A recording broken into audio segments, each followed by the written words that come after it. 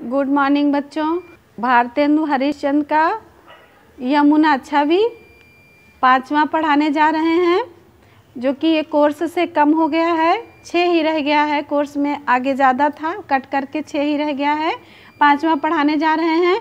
मनु जुग प्रत्यक्ष होत मिटि जात जमुन जल, कै तारागन ठगन लुकत प्रगटत शशि अविकल, कै कालिंदी नीर तरंग जियो उपजावत, तितनो ही धरि रूप मिलत हित तासो धावत, कै बहुत रजत चकई चलत, कै फुहार जल उच्छरत, कै निशिपति मल्ल अनेक विधि उठ बैठत कसरत कर। यहाँ पर क्या कर रहे हैं कि प्रस्तुत इसमें पंक्तियों में चंद्रमा के प्रतिबिंब का अलंकारिक वर्णन हुआ है। चंद्रमा का प्रतिबिंब जो परछाई है उसका अलंकारिक वर्णन करते हुए कवि यहाँ पर कह रहा है कि यमुना के चंचल जल में चंद्रमा का प्रतिबिंब जो पड़ रहा है, इस दृश्य को देखकर अनेक उपेक्षाओं और संदेहों ने जन्म लिया है।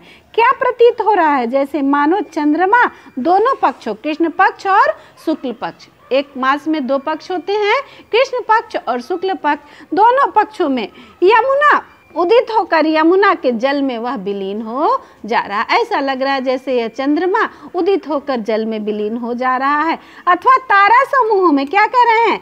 मनु जुग पक्ष प्रत्यक्ष होत मिट जात जौन, मानो दोनों पक्षों का, कृष्ण पक्ष और शुक्ल पक्ष, दोनों पक्षों का चंद्रमा उदित होकर उसी जल में विलीन हो जा रहा है।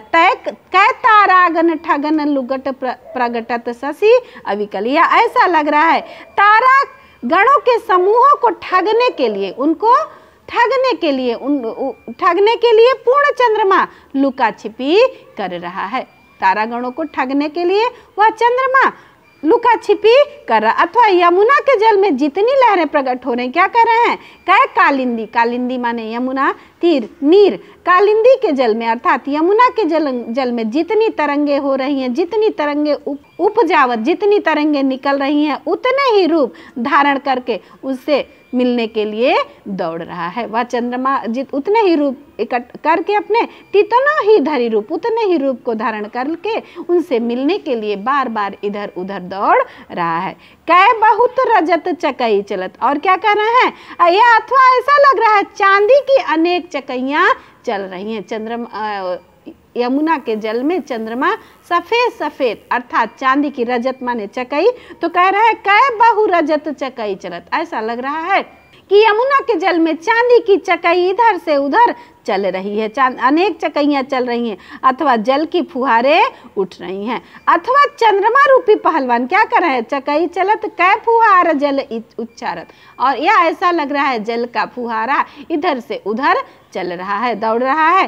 कै निशिपति, निशिपति माने वो पहलवान कहते हैं, निशिपति पहलवान, तो मल्ल अनेक विधि उठ बैठी कसरत कर। जिस तरह से पहलवान उठक बैठक करके कसरत करता है, ठीक उसी प्रकार से यह चंद्रमा बार बार इधर से उधर करके कसरत कर रहा है। तात्पर्य कवि का यह है कि चंद्रमा श्वेत है, यमुना का जल श्याम है, दोनों मिल करके, यमुना का जल श्याम है, चंद्रमा सफेद है, दोनों मिल करके असीम सौंदर्य की उत्पत्ति कर रहे हैं। जो यह कवि दृश्य प्रस्तुत कर रहा है यह बहुत ही मनोहारी और मन को मोहने वाला लग रहा है। इसमें जो है भाषा ब्रज भाषा, अलंकार, उत्प्रेक्षा, रूपक और संदेह है, मानवीकरण, अनुप्रास, रस श्रृंगार, सप्त शक्ति लक्षणा, गुण माधुर्य और छंद छप्पय है। आगे चलते हैं और अंतिम है ये 6वां। यहाँ पर कवि ने बहुत ही सुंदर वर्णन किया है कि यमुना के जल के किनारे अनेक प्रकार के पक्षी कलरव कर रहे हैं। जो उनकी ध्वनि हो रही है वह मन को मोहने वाली लग रही है। और कौन कौन से पक्षी यहाँ पे कलरव कर रहे हैं इसका वर्णन कवि करते हुए कह रहा है। देखिए आगे, कूजत कहु कल हंस कबहु मज्जत पारावत, कबहु कुहू करंड उड़त कहूँ जल कुक्कुट धावत, चक्रवाक कहूँ बसत कहूँ बक ध्यान लगावत, सुकपिक जल कहूँ पियत कहूँ भ्रमरावली गावत, कहूँ तट पर नाचत मोर बहुरोर विविधि पक्षी करत, जनपान नान करी सुख भरे तट शोभा सब जिए धरत। यहाँ पर क्या कर रहे हैं कि सुकपिक तोता और कोयल। सुप्पीक का अर्थ है तोता और कोयल। मज्जत नहाते हुए, और कलहंस राजहंस, और पारावत कबूतर। कारंडव एक प्रकार का हंस जिसको बतख कहते हैं। जल कुक्कुट जल मुर्गा, और रोर मतलब शोर, पक्षियों का कलरव करना। यहाँ पर पक्षियों के विहार करते हुए कवि वर्णन करते हुए कह रहा है कि यमुना के जल में कहाँ राजहंस उड़ते हुए विहार कर रहे हैं, तो कहीं कबूतरों का समूह स्नान कर रहा है। कूजत कहूँ कलहंस कहूँ मज्जत पारावर्त। कहीं पर तो राजहंस उड़ते हुए विहार कर रहे हैं, कहीं पर कबूतरों का समूह स्नान कर रहा है, कहीं पर कारंडव नामक हंस उड़ते दिखाई दे रहे हैं। कहूँ कारंडव उड़त, कहीं पर कारंडव नामक हंस उड़ते हुए दिखाई दे रहे हैं। कहीं पर जल मुर्गा कहूँ उड़त, कहूँ जल कुक्कुट धावत। जल कुक्कुट जल मुर्गा, कहीं पर जल मुर्गा दौड़ते हुए दिखाई दे रहा है।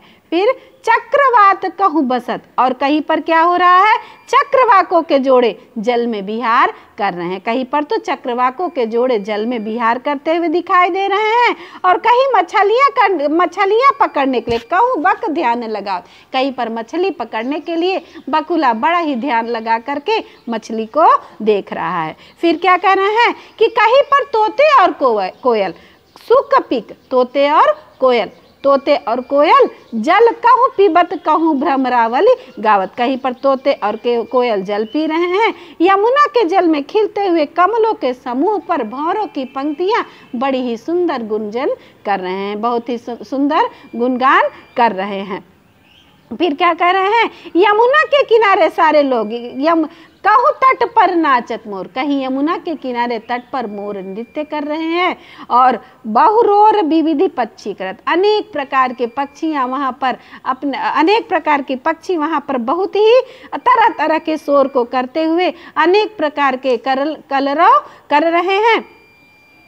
और उसमें स्नान करते हुए सब प्रकार के पक्षी यमुना के तट की शोभा को बढ़ा रहे हैं। जान पान स्नान करी सुख भरे तट शोभा सब जी धरत। अनेक प्रकार के पक्षी शोर करते हुए, नाचते हुए, स्नान करते हुए और तरह तरह के क्रीड़ाओं को करते हुए अनेक प्रकार के पक्षी यमुना के तट की शोभा को बहुत ही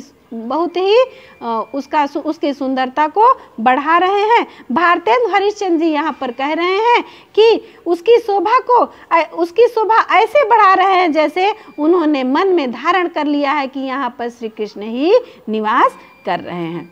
भाषा ब्रज भाषा है, शैली मुक्तक है, अलंकार अनुप्रास है, रस सांध है, छंद छप्पय है, गुण माधुर्य है, शब्द शक्ति लक्षण है।